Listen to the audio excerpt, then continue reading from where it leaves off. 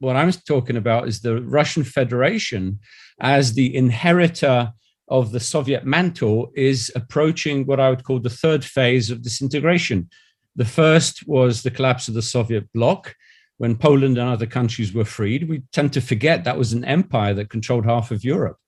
The second phase was the collapse of the Soviet Union itself, which probably took a lot of people by surprise. And what I'm writing about now is the third phase, which is the collapse of the Russian Federation because it has failed as a state. Do you remember Putin the pragmatist? We heard that for many, many years. A pragmatist that we could work with, somebody that knew the West. He even liked what? Pop music, ABBA, I think it was, a Swedish band. So if I got a dollar or even a zloty for every time a Russian expert used the word pragmatist, I would be a millionaire. And I think we need to be making contingency plans for a very disruptive period. We're used to status quos. We tend to think that once this war in Ukraine winds down, things will sort of get back to normal eventually. I don't think so. I think this is a sea change, a geopolitical rift or shift, if you like, that we witness maybe once a generation. I was lucky to witness a couple of these now. But the rupture of Russia, and I did write an article about this for National Interest, which is a major publication here in Washington a few months ago, I think is going to present both dangers and opportunities. And the question is, one, we need to defend every state, including Poland, for potential negative repercussions of that rupture, because Moscow may hit out at its neighbors in trying to disguise its own internal failures, which is partly, I think, what it's doing in Ukraine and will increasingly do in Ukraine. But secondly, we must also look at opportunities. Moscow's weakness presents immense opportunities for the West to exploit to its advantage. And I don't mean intervening in Russia, far from it. Russian sources will accuse people like me of wanting intervention in Russia. No, the opposite. We want to manage the process as that the Russians themselves initiate to our benefit, or to generate as much stability as possible and to help the new states and the new regions that emerge from Russia.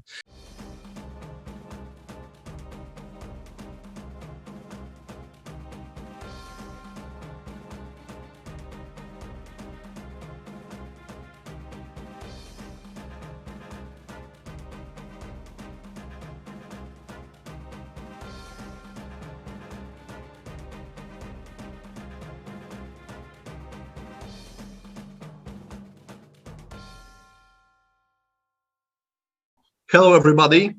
Here is Paweł Kusiak and Łukasz Wyszyński from the Institute of International Relations of the Polish Naval Academy in Gdynia. With us today is Janusz Bugajski, political scientist, senior fellow at the Jamestown Foundation in Washington, D.C., author of 21 books on Europe, Russia, and transatlantic relations. The reason for our today talk is 22nd of Janusz's book, published this year, entitled Failed State, A Guide to Russia's Rupture. You can download this book for free from the Jamestown Foundation website. We put the link below this video. By the way, taking the opportunity that Janusz is our guest. Janusz, I would like to thank you for your kindness and time in May this year when we visited Washington, D.C. with our students. I think about students of international relations of Polish Naval Academy. Janusz organized for us an exclusive meeting in Washington office of the Jamestown Foundation. In this meeting was Glenn Howard, president of Jamestown Foundation. It was a great discussion about the contemporary world and challenges for the West. Janusz, thank you one more time. It's great to have you here today. Thank you for asking me. It was a pleasure to host you all. It's a particular pleasure always talking to young people. They have some of the best questions and insights, despite the fact that they're not yet professionals. Okay, I'm not sure that I'm in this definition of young people, but I try to give you first question. Professor, in your book, you claim that the Russian invasion on Ukraine might be a factor which will accelerate the process of disintegration of Russia state. This is not the mainstream point of view in Poland, in Europe, and I think also in the United States. Most experts in both parts of Atlantic claim that Russia is too important. This is too big country to fail. We can use the popular saying, too big to fail. What do you think about that? Why do you predict Russian collapse? Yeah, thank you for that question. That's a good start, good starting point. Let me make sort of three observations about this. First of all, I would say no country is too big to fail. The Soviet Union was much bigger and much more powerful, much stronger than the Russian Federation, and it failed. All empires eventually decline and eventually fall, and new states emerge. I mean, that's just a process in history that we've witnessed. We don't know at what point some future empire will be built in this space, if at all. But I think with the what I'm talking about is the Russian Federation as the inheritor of the Soviet mantle is approaching what I would call the third phase of disintegration. The first was the collapse of the Soviet Bloc, when Poland and other countries were freed. We tend to forget that was an empire that controlled half of Europe. The second phase was the collapse of the Soviet Union itself, which probably took a lot of people by surprise. And what I'm writing about now is the third phase, which is the collapse of the Russian Federation because it has failed as a state. Now, second point I'd like to make in answer to this is, Russia's existence, or the existence of the Russian Federation, rests on three foundations. War, or external aggression and militarism, one. Energy, in other words, the export of fossil fuels in particular, which then fuels its revenue. And thirdly, the possession of nuclear weapons. Now, in the first, I would say it's losses in Ukraine. Why do I say Ukraine has accelerated the collapse?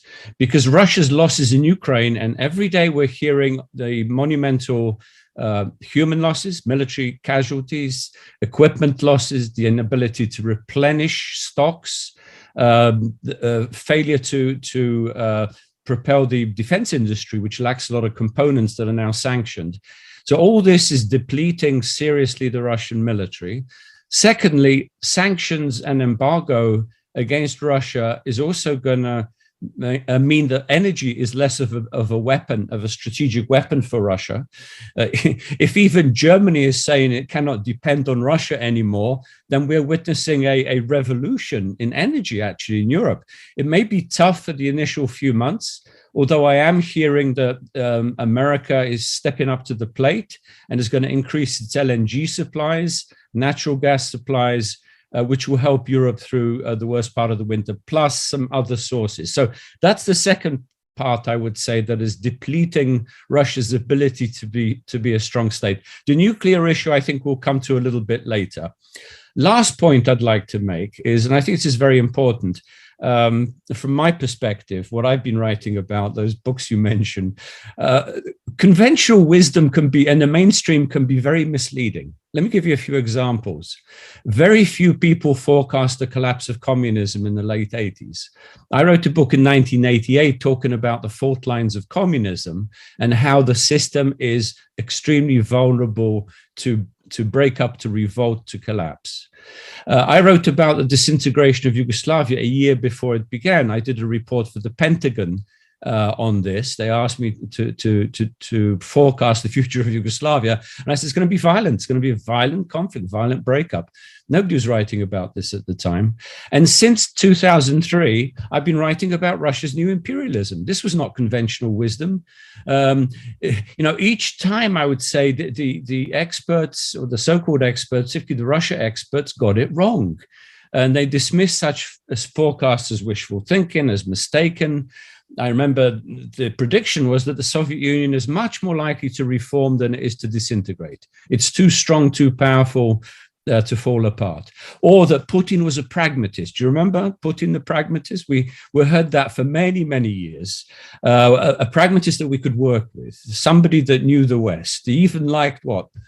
Pop music, ABBA, I think it was, a Swedish band.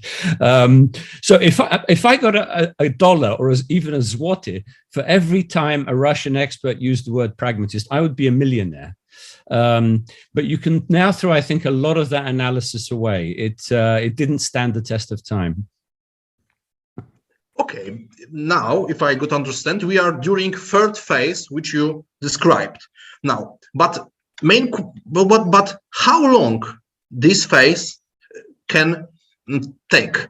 Because, you know, first phase, deconstruction of Soviet Union, I think it can start in 70s and finish during Gorbachev era. But collapse Soviet Union it was short time. And now, like you said, we started the last phase of deconstruction of Russian Empire. But how long it take, and what should United States, NATO, and states in the Central and Eastern Europe do now?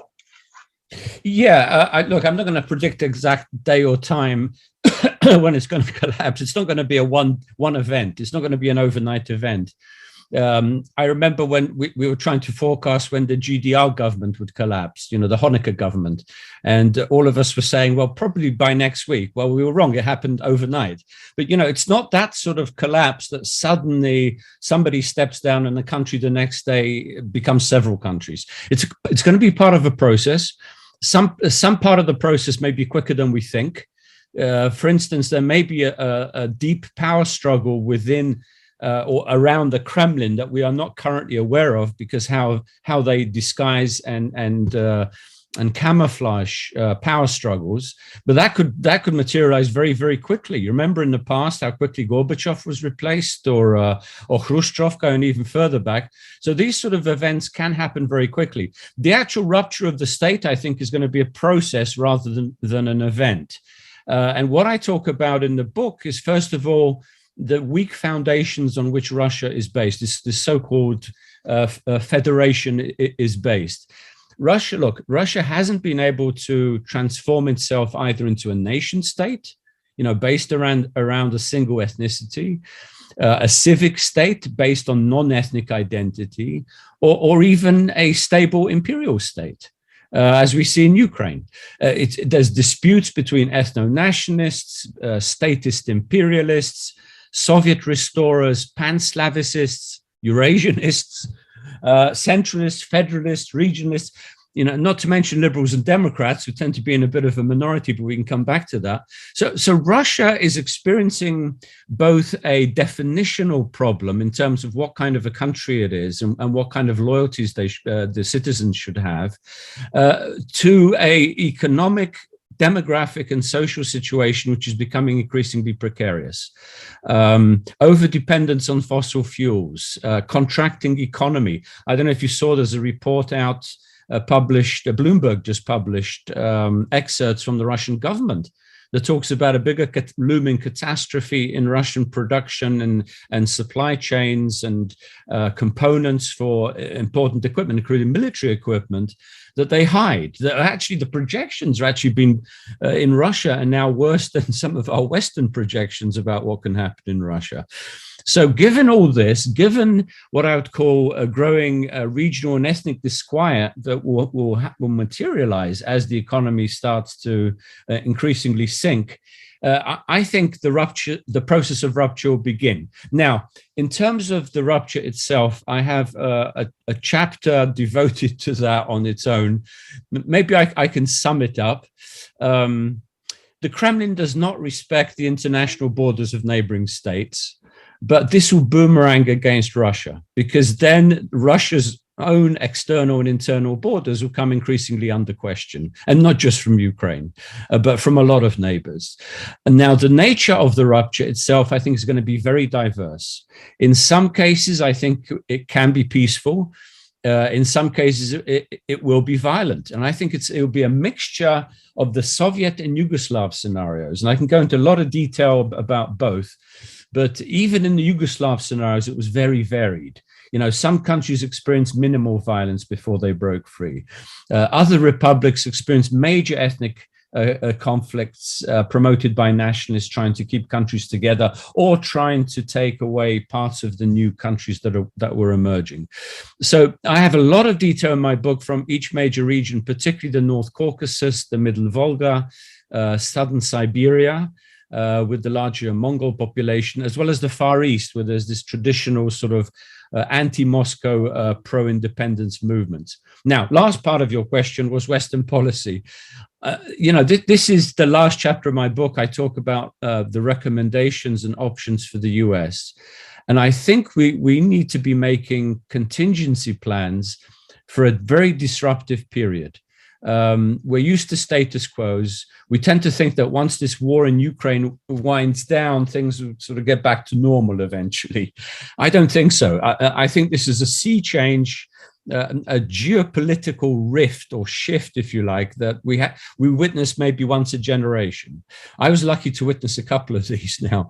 But the rupture of Russia, and I did write an article about this for National Interest, which is a major publication here in Washington a few months ago, I think is going to present both dangers and opportunities.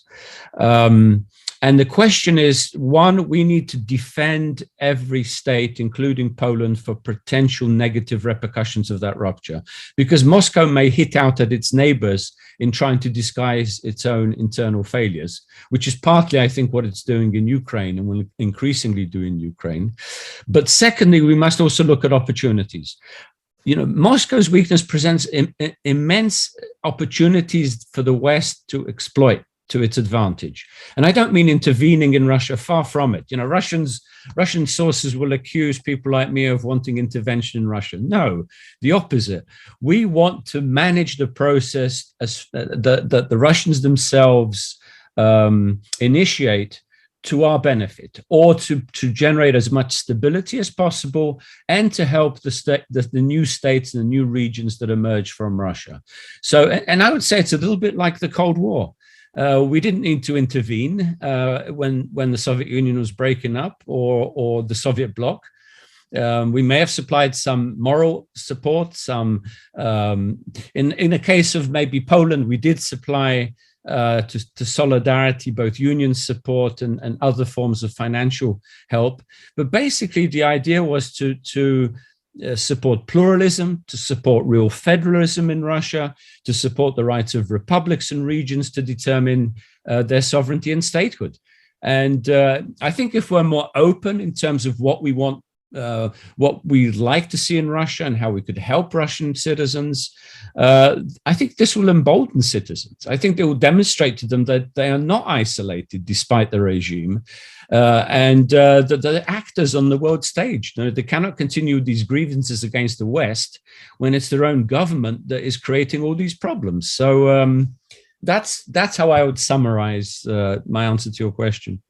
And I would like to focus on the threat that you claim, and want to back for your answer for the first question, that you touch a problem of nuclear weapon. As we well know, Russia is nuclear superpower. In total, they've got around 6,000 nuclear warhead. What will happen with these tools of mass destruction if the Russian state collapses? How should react United States and international society? Yeah, it's an important question, but I think it's the way it has oftentimes been presented is that when the state collapses, some terrorists and rogue elements will gain possession of nuclear warheads and use them against the West.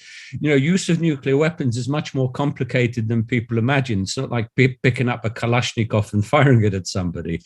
So I would say this, that yes, Russia is an important nuclear power. It's the second largest nuclear power. Also, it's worth remembering it possesses the biggest stockpile of biological agents, biological weapons as well as chemical weapons. So it's not just the nuclear power.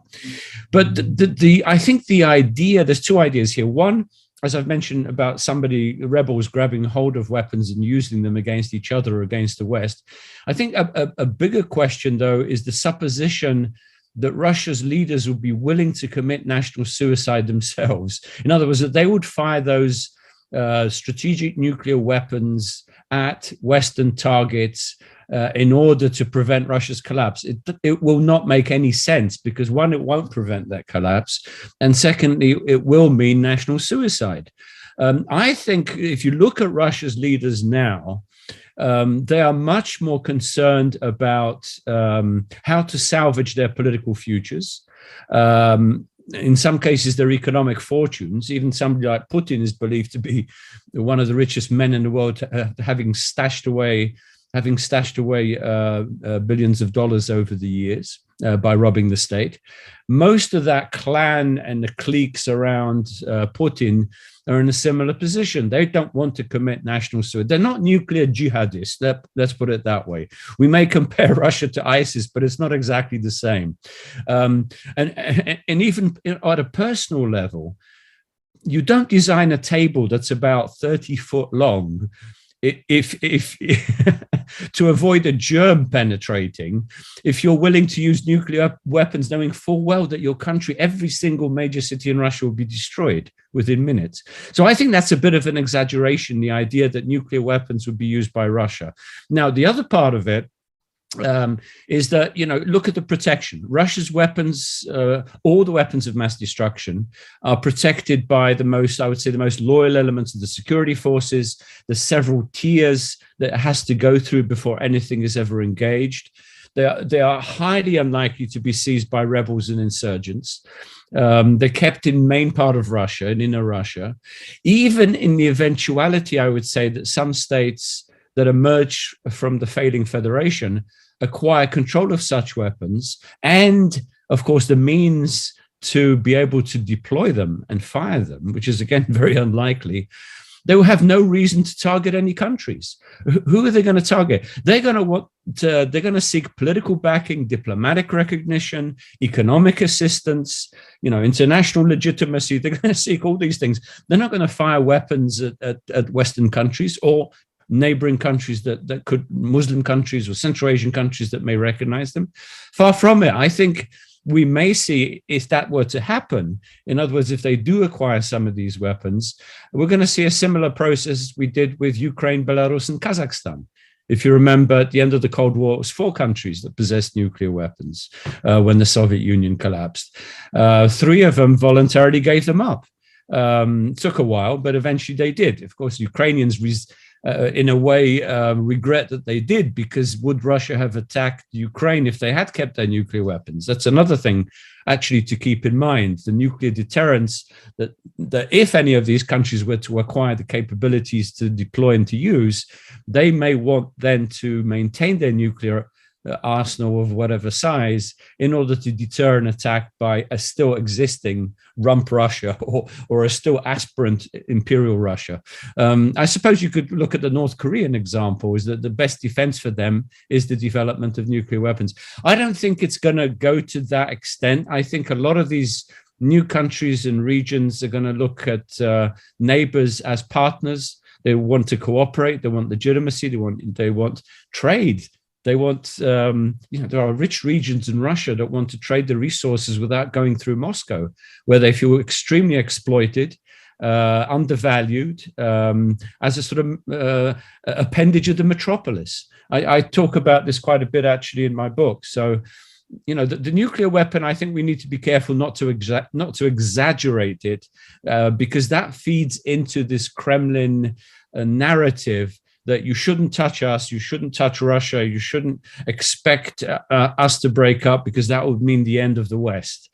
I mean, this is nonsense. I mean, they've been threatening, if you notice, since the beginning of the Ukrainian war, they've been threatening us with nuclear attacks, including Warsaw, with economic embargoes, with assassinations, terrorism, but they're getting weaker and less capable in each case. And a lot of this is bluff. Well, as Poles, you should know how much the Russians bluff. The Americans are learning. So we can say that, as you said before, potential disintegration of the Russian state will be a process, as same as we could see on the process of disintegration Russian military potential in the nuclear tools. Yes, and I've got some question. If I don't know, maybe in the 10 or 20 years, it will be fact that the Russian Federation decided to cancel some of their nuclear warhead tools of mass destruction. What does it mean for United States and NATO members?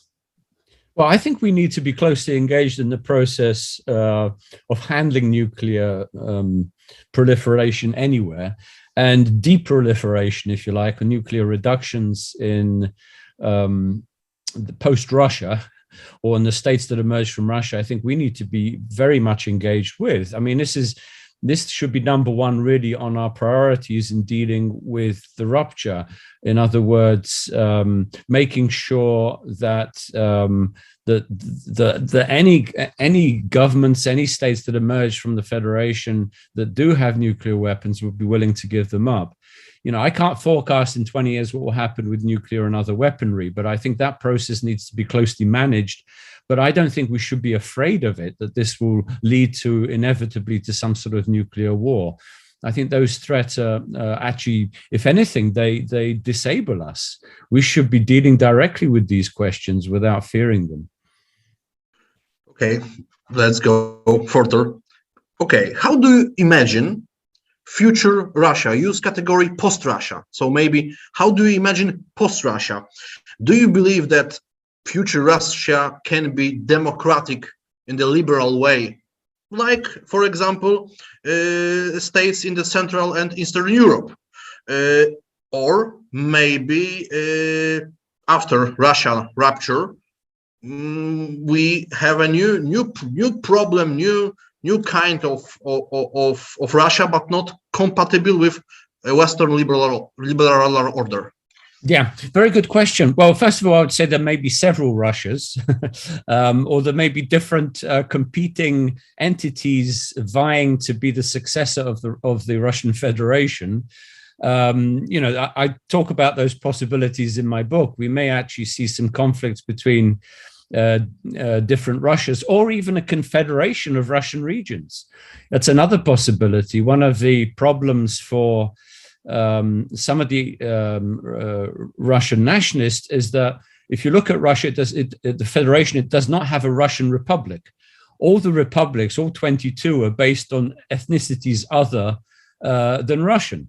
There are those Russians that say we should have our own republic, we should have our own oblast that forge together into a distinct Russian republic and let go of all the non-Russian republics where the Russian population is shrinking. You know, this is one of the scenarios of disintegration, of rupture that I talk about.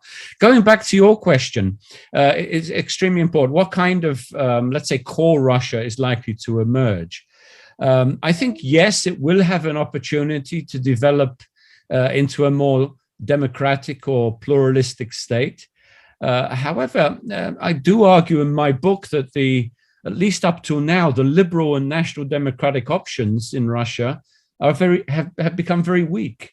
They've been persecuted, they've been jailed. A lot of these people are in exile, and you don't have as much effect in exile, of course, as you do at home. They haven't even managed to get their act together, unfortunately, in exile.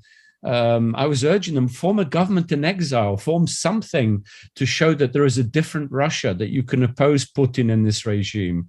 I don't know whether it's because they are so wrapped up in diaspora politics and in conflict themselves.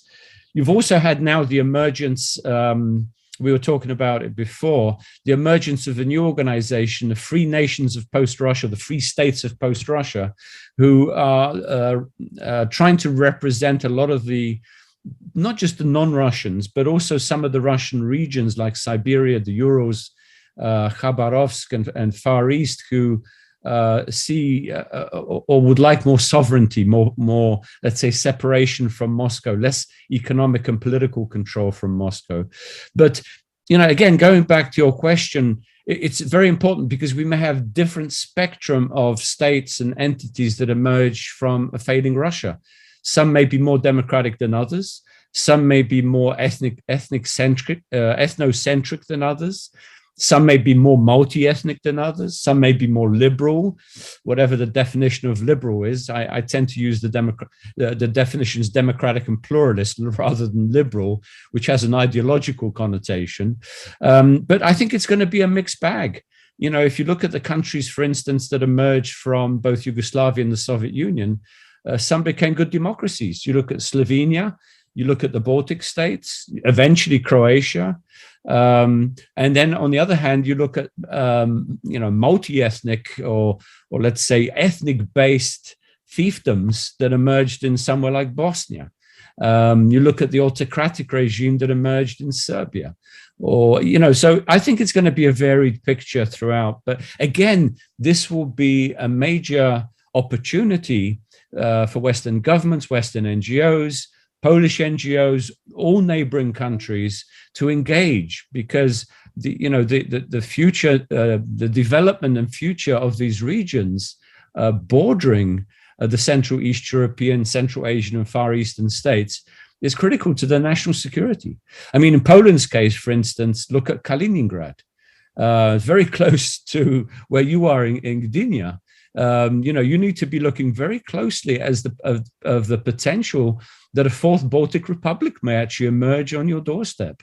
How to engage, how to help. I mean, there have been outreach programs before which Putin squashed these interregional contacts. How to help this country once the Kaliningraders say, enough of Moscow. Look, the country's disintegrating. We want to be a rich country. We want to prosper. We know that the situation, the conditions are much better in Poland, in Lithuania, in Latvia, and so forth, and in Sweden, which is very close, certainly, than they are in Russia. We want to be part of this European family.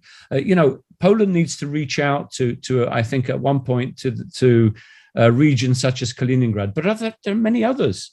There are many others. Ukraine will have an opportunity to influence the Kuban and Belgorod and other neighboring oblasts. Similarly with Estonia, similarly with Latvia, similarly with Lithuania. All these countries, and I'm not even talking about the South Caucasus. Georgia, which faces more potential entities emerging than any other, how to influence them to become more pluralistic, more democratic, more cooperative, less conflictive, respective of borders, forging ties with international institutions. It's going to be a huge challenge, I think, for the next generation.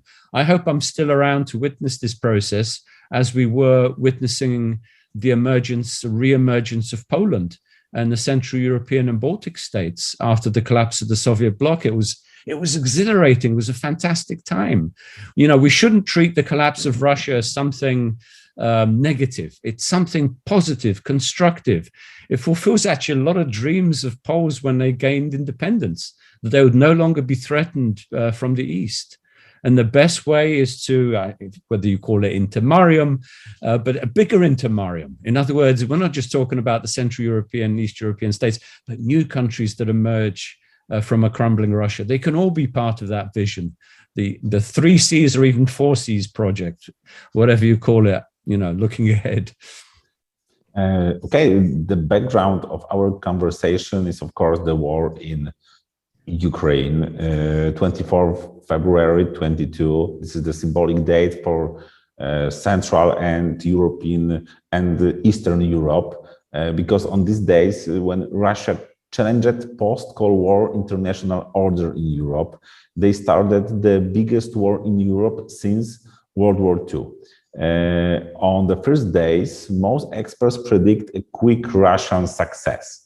But after days, weeks, we saw that Ukraine defended. How and when, in your opinion, the Russian invasion on Ukraine will finish? Thank you for that question. And I'm glad you mentioned the other Russia experts who claimed, shock and awe that Russia would overrun Kiev in 3 days, that the Russian army was so powerful. It reminds me of how people were fooled that communism was invincible.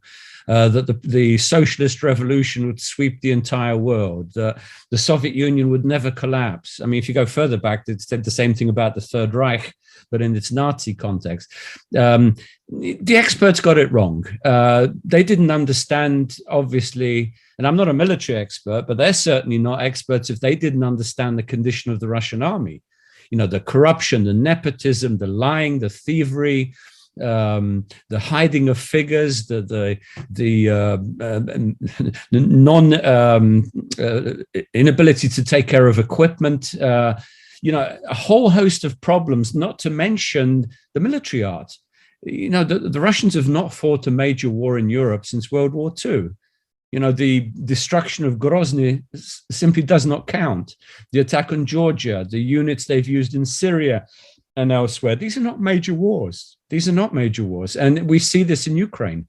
We see that the military, the Russian military, not only was the Russian military not prepared for Ukrainian resistance, but Russian intelligence completely failed. They thought that the Ukrainian government would collapse in days. They thought morale was low. They thought that Zelensky, they actually believed, I think, that Zelensky was not a popular figure. Well, they certainly helped to raise his popularity to astronomical levels after the invasion. But there's so much that the Russians got wrong, and our Western experts got wrong about Russia. Again, this happens periodically. Now, what's happening in Ukraine? Well, let's put it this way. It's taken time for the West to realize, I think, in terms of hard supplies of weapons. I think countries like Poland, Baltic states, Romania, and others realized much more quickly that the Ukrainians were capable of inflicting serious damage to Russian forces, if not outright victory. I think we've slowly realized in the supply of, when I say we, United States and Western countries, in the kinds of weapons now that we supply Ukraine, those that can push back Russian forces, that those that enable the Ukrainian military to engage in counteroffensives. And we're in the middle of one now. We're in the middle of one of the biggest counteroffensives in the southern part of Ukraine, in Kherson and Zaporizhia regions, the regions bordering Crimea and Donbass, which the Russians took very quickly in the early stages of the war, because the Ukrainians simply were not prepared. Their focus was on Kiev, on Kharkiv, on the northern part of Ukraine at the time. They didn't have all the capabilities at that time that they do now. But this offensive, and you know what you've got to credit Ukraine for is incredible operational security. In other words, we're not hearing very much about the details of these thrusts, of these offensives, of which villages they've liberated, which roads and so on and so forth. Occasionally something trickles through. But from everything one can gather, and I deal with a lot of military and generals during the course of my work, it looks as though they are being successful. They're successfully using a very adaptable, Ukrainians are extremely adaptable. They're able to very quickly absorb weapons. If you think about it, they're actually using weapons from a dozen different NATO countries with very little time to actually learn how to use them. But I'm hearing even from generals that they're making those weapons even more effective than we thought they were, because of their technical skills, their savviness, and their morale, you know, their high morale, their willingness to sacrifice everything, including sleep, in order to improve those weaponries and use those weapons to the best effect. So it looks like the assault on Russia is very successful, and I think on Russian occupation, I think the best indicator that Russia's losing this war, this part of the war, let's put it that way, is that Peskov, the Russian, the spokesman, Kremlin spokesman, has just in recent days talked about potential negotiations with Kyiv. Of course, the way he frames it on Russian terms, but the very fact that they're dangling this indicates to me that things are not going very well. In addition, the defense minister Shoigu has talked about an operational pause in order to protect civilians. I mean, if it wasn't such a huge lie, it would be a joke. And Russian forces in Donbass in the past 24 hours asking for a halt in the fighting so they can retrieve their dead. Now, does anybody ever remember in history that the Russians are concerned about their dead soldiers? It must be the first time if they're concerned about retrieving their own dead. The Russian army is built on this idea that, you may die, but others will be born. So don't worry about it. In any case, I think the way the war is going at the moment, I think Ukraine could regain a lot of those territories, particularly on the right bank of the Dnieper, in Kherson itself, the western part of Kherson Oblast. Whether they'll push any further south towards Crimea at this point, I don't know, or whether they'll wait for the winter for more weaponry to come in. In the eastern part, I'm also hearing that the counteroffensive in the remainder of Kharkiv, Sunni oblasts are going very well for the Ukrainians. They may even stage a surprise by drawing Russian forces to Kherson and Zaporizhia while staging another counteroffensive in parts of Donbass and freeing parts of Donetsk and Luhansk oblasts, those that they controlled before this new Russian offensive. So that's another thing to look out for. Lastly, I'd like to point out too, and I mentioned this earlier, while the Ukrainians are getting better weapons, they're getting more troops. A lot of people that were trained in England, Poland, other places now coming back into Ukraine. They're better equipped, they're better organized. They're learning. The best way to learn how to fight is to fight, and how to organize your forces in a coordinated fashion. They're learning on the job.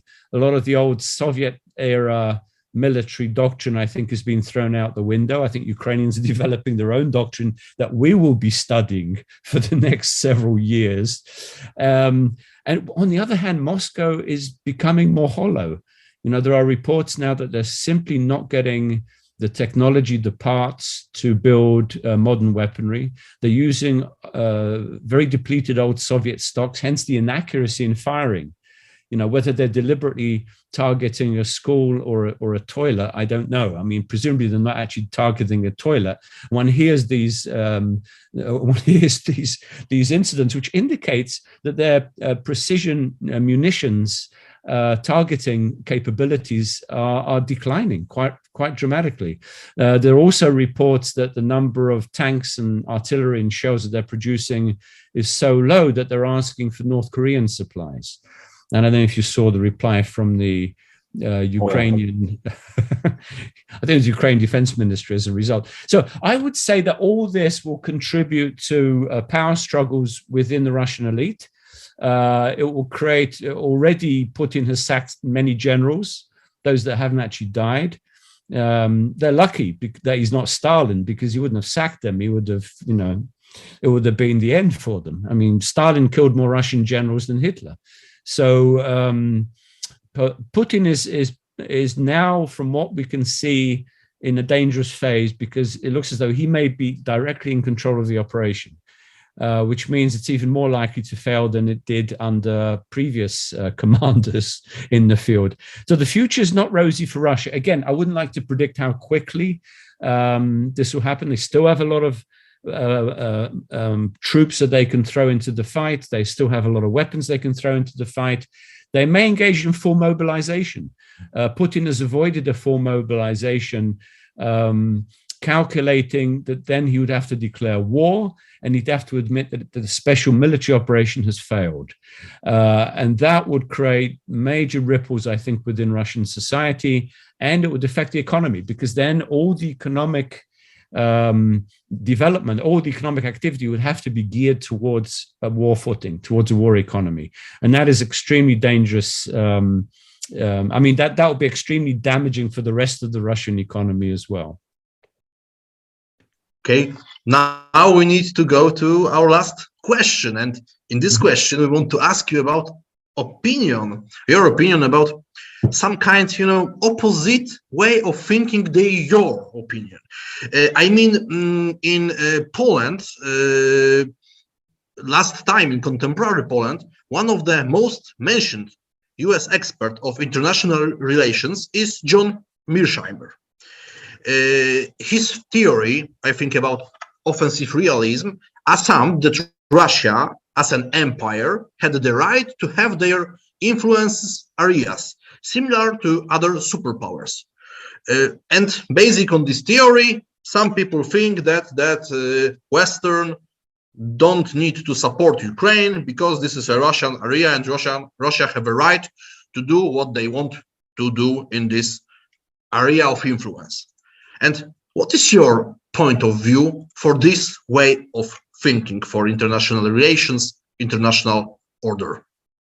Yeah, good question. First of all, let me say this. I'm surprised that someone like Mearsheimer, who's been so strongly opposed to NATO enlargement, is actually considered such a great expert in Poland.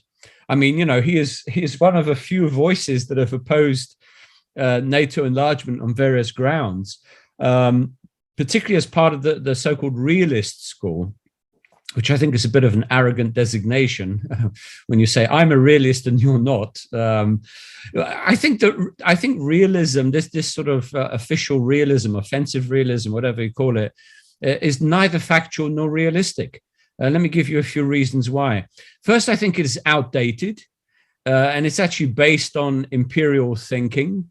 In other words, that smaller or medium-sized countries such as Poland are much less significant and should orbit around bigger powers.